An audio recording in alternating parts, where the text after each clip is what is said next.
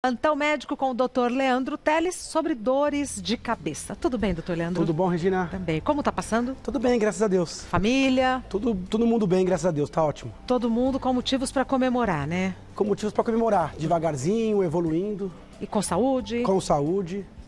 Vamos para nossas dúvidas direto? Vamos lá. Então vamos lá. Para a gente responder bastante pergunta. A Valéria começa.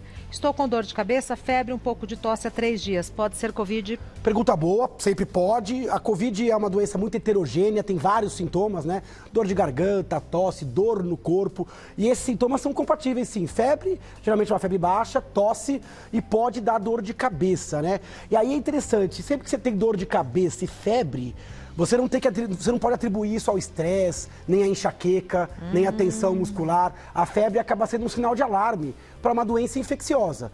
Pode ser a Covid, mas pode ser outra doença infecciosa. Sinusite, dengue, infecções gripais, como própria influenza, meningites. Então, tem dor de cabeça e tem febre, já tem que levantar a preocupação com relação a infecções e, na dúvida, buscar o atendimento médico para saber se é Covid ou não. Quem vai dizer aí é o teste. Como ela está sintomática há poucos dias, aí seria aquele PCR, né? O teste do nariz e da orofaringe que poderia elucidar esse diagnóstico. Tá certo. A próxima pergunta é do Hélio. Minha mãe tem 72 anos e uma ótima saúde. Porém, há 45 dias tem apresentado dor na lateral da cabeça que está piorando a cada dia. Ela teima em não procurar ajuda.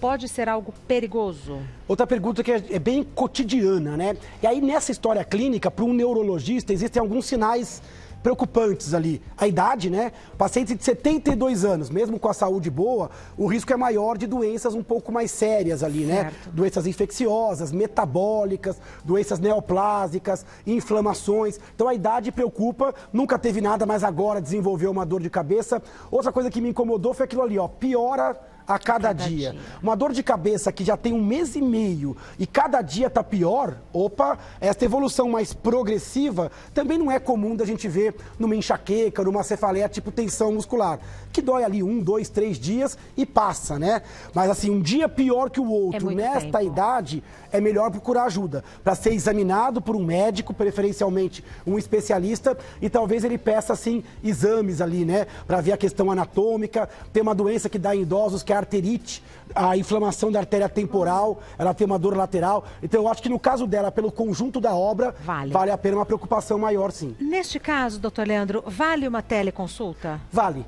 A teleconsulta é muito boa para triar. O médico, talvez, na teleconsulta, consiga até fazer parte do exame, consiga até adiantar alguns exames e, possivelmente, ele marque um retorno presencial à luz desses exames. Então, você pode fazer um primeiro atendimento por teleconsulta. Alguns casos de dor de cabeça, não. Quando você tem sintoma neurológico ou febre, aí é correria, aí é ida mesmo ao pronto-socorro. Neste caso, eu acho que poderia ser rapidamente visto por um neurologista em teleatendimento, ele vai esmiuçar o caso e vai dar o próximo passo. Tá certo. A próxima pergunta é da Neiva. Como identificar se uma dor de cabeça pode ter relação com aneurisma ou um AVC? Pergunta excelente, muita gente tem medo. Nossa, minha cabeça está doendo agora, será que possa ser um AVC ou um aneurisma? O AVC, ele geralmente dá um sintoma neurológico. Então, quando a dor de cabeça ela vem aguda, subitamente, e se associa à perda de força, boca torta, confusão mental, visão dupla. Então, se há algum sintoma neurológico localizado junto com a dor, aí a preocupação é maior e aí é pronto-socorro. É uma urgência, uma emergência médica. Ah, mas mesmo em época de Covid? Mesmo em época de Covid. Confusão mental, sintoma neurológico agudo, tem que ir para o pronto-socorro para investigar. Com relação ao aneurisma, ele pode doer quando ele distende ou quando ele rompe. Então, o aneurisma é um enfraquecimento de uma artéria. Então, geralmente, essa dor é uma dor muito aguda, muito rápida. Ela vai de 0 a 100 a poucos segundos. Então, aquela dor que vem como uma trovoada, uma pedrada, uma dor lancinante, ela preocupa mais. Porque a enxaqueca, a cefaleia tipo tensão, ela é mais insidiosa. Ela vai aquecendo ao longo de minutos a horas, Tanto né? que a pessoa até fala, né? Tô querendo ter enxaqueca. Isso. Aí a dor dor vai aquecendo e pode ficar muito forte. Agora, se a dor ela ficou forte no seu pico, no seu auge, em poucos segundos, opa, esta dor tem uma característica que possa ser uma dor vascular. Para dizer se é ou não, só com exames, mas é motivo para procurar ajuda. Outra dica é aquela dor que aparece durante a atividade física. Eu fui empurrar um sofá e naquele momento veio dor. Ou durante a atividade sexual, ou durante o exercício de musculação. Uma dor com exercício, quando ela vem agudamente, ela também pode preocupar um pouco mais. Aí vale a pena uma consulta mais rápida com o médico. Tá certo. Mais uma. Rogério. Meu pai tem 65 anos e ficou com muita dor de cabeça depois de uma queda que teve há 20 dias. Ele disse que bateu a cabeça, mas não procurou atendimento na época. Vale a pena fazer uma radiografia agora?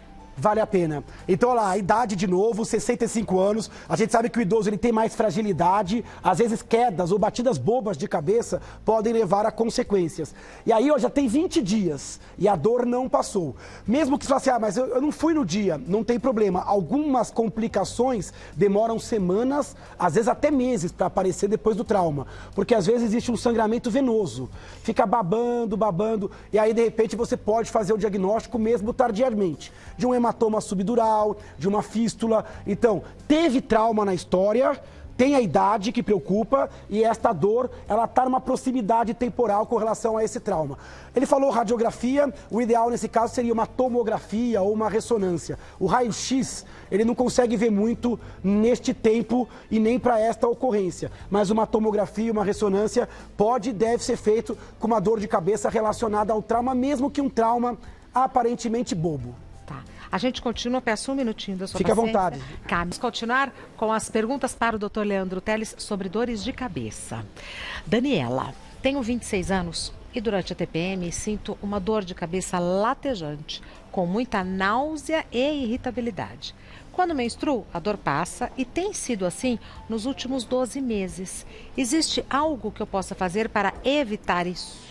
Isso que a Daniela falou é bastante comum, né? Já tem um ano a evolução, é uma evolução cíclica, né? Bem jovem, ela falou de TPM, né? Que é a tensão pré-menstrual. E às vezes, no meio dos sintomas pré-menstruais, surge sim dores de cabeça, como enxaqueca, como cefaleias tensionais. Ela falou de uma dor que pulsa, que dá náusea e dá irritabilidade. Lembra um quadro de enxaqueca relacionado ao pré-menstrual. E sabe que a enxaqueca tem vários gatilhos. Alimentação, estresse, sono. E um dos gatilhos muito comum na mulher em idade fértil é a queda do estrógeno. Então, esse degrau, essa queda do estrógeno, ela pode dar bastante dor. Importante conversar com o neuro e conversar com o ginecologista. Às vezes ele consegue diminuir este degrau do estrógeno com pílulas apropriadas, ou com DIU, ou com outras formas de tratamento preventivo.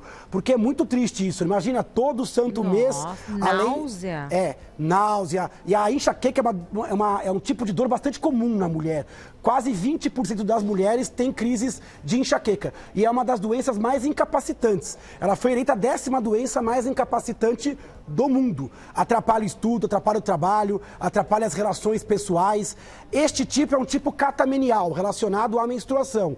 Mas tem gente que tem também dissociado da menstruação. E aí é importante buscar o tratamento preventivo com o neuro e, nesse caso, também com o ginecologista. Tá bom. A próxima pergunta é da Ângela. O que significa dor de cabeça em salvas? O médico disse que meu esposo tem isso e ele tem dores de cabeça terríveis em algumas fases da vida.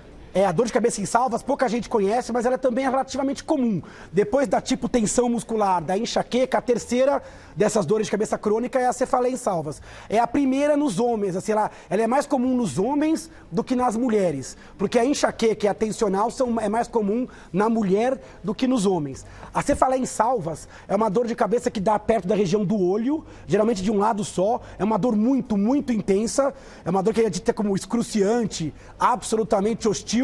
E a pessoa, junto com a dor, ela tem a pálpebra caída desse lado, a pupila às vezes fica menorzinha, o olho fica vermelho, lacrimeja só de um lado e entope o nariz de um lado. Olha. Então ela dá dor e dá sintomas autonômicos. Quem olha a pessoa percebe que tem alguma coisa errada com este olho. A dor dura de 15 a 180 minutos e a pessoa fica muito inquieta, muito irritada. Ela chama em salvas porque ela aparece em salvas mesmo, em cluster. Ela aparece várias vezes no dia. Dura ali algumas semanas e de repente ela ela desaparece, às vezes passa um ano ou meses sem aparecer e depois surge de novo numa rajada de dor.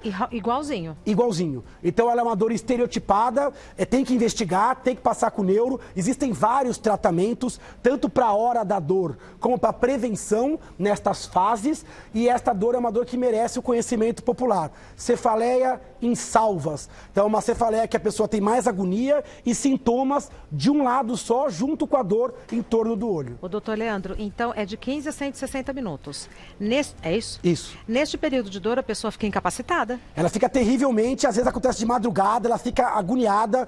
Quando vai para o pronto-socorro, o que a pessoa às vezes usa é o oxigênio. O oxigênio a 100% melhora a dor, porque o analgésico comum, ele tem pouco efeito nesse tipo de dor. É uma dor realmente das dores mais intensas que a medicina descreve. Ela tem outros nomes, como cefaleia de Horton, cefaleia autonômica, cluster headache, que é em inglês, porque forma um cluster, uma rajada de crises no mesmo dia, e muita gente passa de médico em médico e demora, às vezes, para chegar no especialista. A causa, às vezes, não é determinada, pode ser uma causa genética, mas sempre tem que investigar. A próxima pergunta é da Lourdes. Sofro há anos com dores de cabeça e meu médico solicitou uma ressonância magnética. Mas eu não consigo fazer esse exame porque eu passo mal quando entro na máquina. Eu também, Lourdes. Será que a tomografia consegue diagnosticar o meu problema? Eu não dei conta de fazer uma vez que eu precisei. Não é só você, nem só a nossa telespectadora. Muita gente sofre porque é uma máquina muito fechada, escura, barulhenta. E você fica um tempão lá, não pode se mexer. O exame ele não dói nada, ele não encosta, mas a questão psicológica é complicada. O tempo, às vezes, é mais que 30 minutos numa situação bastante claustrofóbica. Nesses casos, quando é necessária a ressonância, a gente usa anestesia, sedação, porque tem pessoas que realmente não conseguem fazer este tipo de exame. Tem que tomar cuidado, porque a tomografia vê uma coisa e a ressonância vê outra. A tomografia é um exame mais simples, com uma capacidade de enxergar menor quantidade de doenças. Para um trauma de crânio, para ver um AVC, um sangramento, a tomografia ela é boa, mas a ressonância consegue ver com mais detalhes. Então tem que conversar com o médico para ver qual foi a hipótese diagnóstica, para ver se vale a pena fazer a ressonância com anestesia, ou tratando a ansiedade, a claustrofobia antes, ou se ele pode substituir por uma tomografia e, a partir deste resultado, definir se faz ou não a ressonância. Mas isso é um problema que a gente tem na prática, e a ressonância ainda é o melhor exame anatômico da neurologia, apesar de ser um exame ainda bastante sofrido. Faz um tec-tec-tec. Faz o tec-tec-tec, né? É escuro, é demorado. Algumas têm o campo um pouco mais aberto, um pouco mais distanciadas. Mas muitos pacientes demandam anestesia, aí tem que ver o custo-benefício. Exatamente. Porque a anestesia também exige todo um preparo, tem toda uma fila de espera maior. Um custo. Tem um custo que às vezes é adicional se não tiver convênio. Dr. Leandro Teles é médico neurologista. O site do Dr. Leandro Teles é leandroteles.com.br. Teles com L só, tudo simples, leandroteles.com.br. O Instagram do Dr. Leandro Teles é Neuroleandro Teles. Os livros eu consigo pela online. Consegue online. Antes que eu me esqueça. Antes que eu me esqueça, a depressão não é fraqueza e o cérebro ansioso. Tá. Consegue, seja para receber higienizado em casa, seja para leitura mesmo em PDF. Então você consegue nas livrarias online sem problema. E as lives? As lives estão aí. Queria agradecer a sua participação, foi uma delícia. Foi.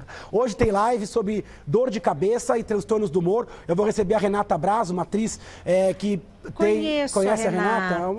É um amor, muito boazinha. Sim. E a gente vai estar juntos 6 horas da tarde, todo mundo convidado. Quando acabar aqui o programa Mulheres, eu vou dividir a live com a Renata, falando sobre enxaqueca. Então vai ser no @NeuroLeandroTeles. @NeuroLeandroTeles. Hoje a live. Hoje às 6 horas.